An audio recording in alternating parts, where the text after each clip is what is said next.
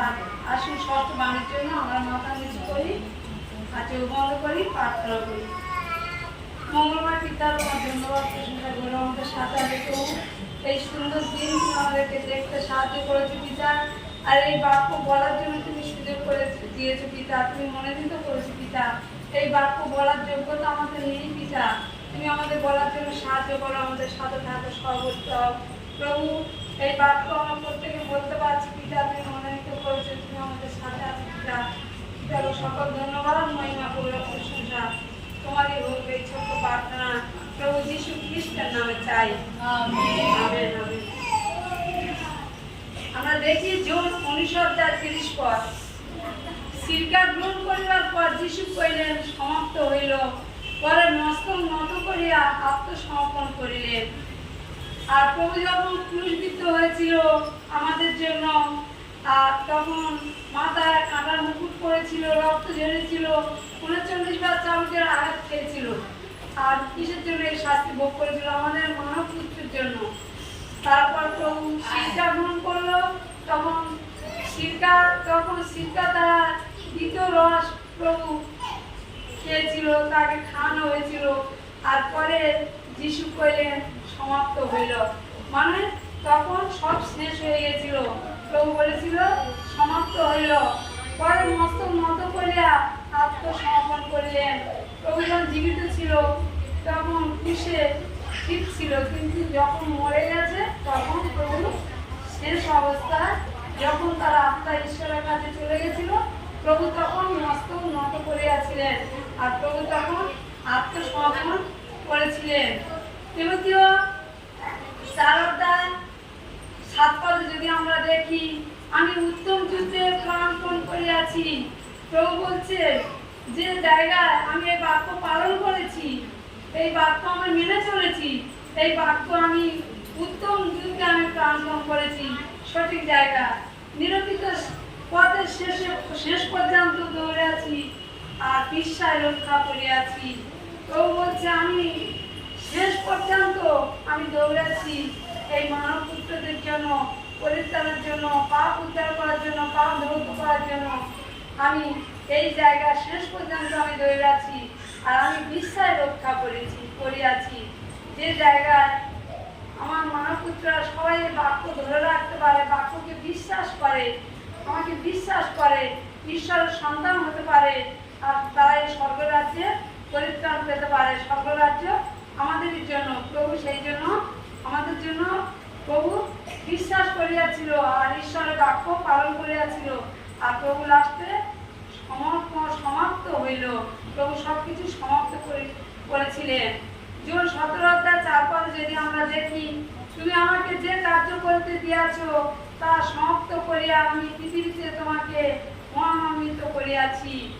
তুমি আমাকে যে কার্য করতে দিয়েছ, ও বলছে ঈশ্বর আমাকে যে কার্য করতে সন্তান রূপে পৃথিবীতে পাঠিয়েছিল, আমি সব কিছু সমাপ্ত করিয়াছি। আর পৃথিবীর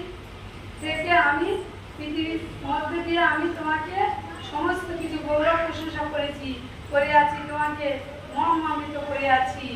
জুন 17:5 যদি দেখি, আর এখানে হে পিতা, জগৎ হইবার পূর্বে তোমার কাছে আমার যে মহিমা ছিল, তুমি সেই মহিমা তোমার নিজের কাছে আমাকে মহিমান্বিত করো। বলছে হে পিতা, এই জগৎ যেমন সৃষ্টি হয়েছে, জগৎ হইবার পূর্বে ঈশ্বর তুমি আমার যা লিখে পাঠিয়েছো, আর এই কুমারী মরিয়মের গর্ভে আমাকে জন্ম দিয়েছো, জন্ম হয়েছিল ঐশ্বরিক ক্ষমতায়। আর আমি এই জগতে এসেছিলাম, জগৎ হইবার পূর্বে আমার এইগুলো তুমি পিতা ঈশ্বর পরমেশ্বর তুমি আমাকে লিখে পাঠিয়েছিলে।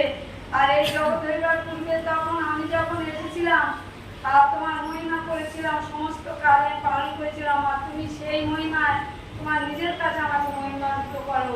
আমি তোমার সমস্ত দায়িত্ব পালন করেছি, তুমি সন্তানকে আমাকে গ্রহণ করো, আর প্রত্যেক সন্তানদের পরিত্রাণ দাও।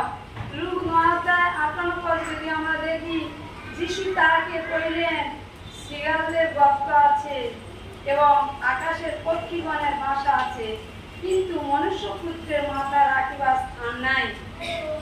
যিশু বলছে যে শিয়ালদের গর্ত আছে, শিয়ালেরা তারা ঈশ্বরের সৃষ্টি, তারা সারাদিন আহার করে ঘুরে বেড়ায়, কিন্তু ঠিক সময় হলে তাদের একটা গর্ত আছে, সেই গর্তের মধ্যে তারা এসে স্থান নেয়। আর আকাশের পক্ষীগণের বাসা আছে, পাখিরা সারাদিন ঘুরে বেড়ায়, খাদ্য সঞ্চয় করে, কিন্তু ঠিক সময়ে তারা তাদের বাসাতে এসে উপস্থিত হয়। কিন্তু মনুষ্যপুত্র মস্ত রাখিবার স্থান নাই। মানুষ আমরা বিভিন্ন ধর্ম, বিভিন্ন জায়গা নিয়ে আমরা ঘুরে বেড়াচ্ছি, আমরা দেখছি কোনটা ঠিক জায়গা আমরা জানি না, আমরা বুঝতে পারি না। যে যা বলছি সেই জায়গায় আমরা ছুটে ঘুরে বেড়াচ্ছি, কিন্তু না, আমাদের ঈশ্বর একজন, আমাদের সৃষ্টিকর্তা একজন। সেই ঈশ্বরের বাক্য আমরা স্থির থাকবো, ঈশ্বরকে বিশ্বাস করব। আর ঈশ্বরকে যদি আমরা বিশ্বাস করি, আমরা পরিত্রাণ পাবো, আমরা স্বর্গে আমরা সেখানে আমাদের স্থান, আমাদের এখানে আর থাকতে হবে না। সেই জায়গাটা আমরা প্রত্যেকে বুঝে নেবো। কুমারী মরিয়মের গর্ভে ঈশ্বর পাঠিয়েছিল যে তাদের জন্য সেই কাজ সমাপ্ত হইল। আমেন। পুরোহিত যখন যজ্ঞ করে, বলিদান দেয়, তখন লাস্টে কি বলে? সমাপ্ত হইল। কিন্তু আমাদের জন্য ঈশ্বর বলিদান হয়েছে, আমাদের আর কোনো বলিদান করতে হবে না, কারণ আমাদের জন্য প্রভু যিশু বলি রূপে ক্রুশেতে বলি হয়েছিল, রক্ত ঝরেছিল। প্রভু মনুষ্যপুত্রের জন্য সব শাস্তি ভোগ করেছিলেন, আর শেষে প্রভু বলেছিলেন সমাপ্ত হইল।